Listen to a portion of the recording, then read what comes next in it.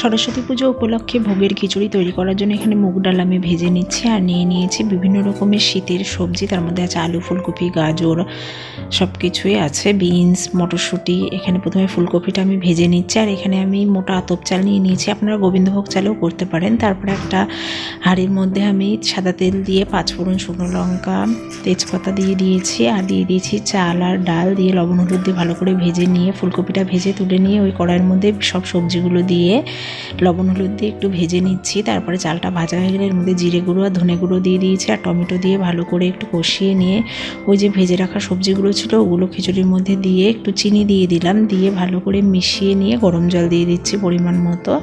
যেহেতু পাতলা খিচুড়ি করব তো ওই জন্য পরিমাণে বেশি জল দিচ্ছি। সব সবজি সেদ্ধ হয়ে গেলে এর মধ্যে আমি ঘি দিয়ে দিলাম আর যেহেতু শীতকালে একটু ধনেপাতা দিয়ে দিয়েছিলাম আর দিয়ে দিয়েছি ভেজে রাখা ফুলকপি আর ভাজা জিরে দিয়ে ভালো করে মিশিয়ে নিলে রেডি